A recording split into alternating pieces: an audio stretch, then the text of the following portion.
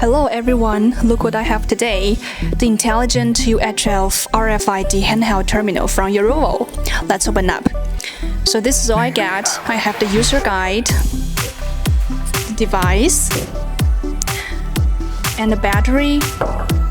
This is also an adapter, a USB cable. Start from the front side. It equips with a 5.7-inch full screen. The scan buttons are on both sides. Also, it features with an ergonomic design, which can really relieve the hand fatigue.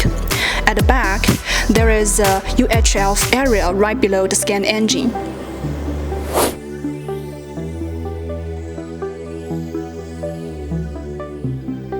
One of the biggest advantages of this device is that it can intelligently identify the standard 1D and 2D barcodes, even the most challenging ones, including the poorly printed, damaged, crinkled, distorted, and stained barcodes.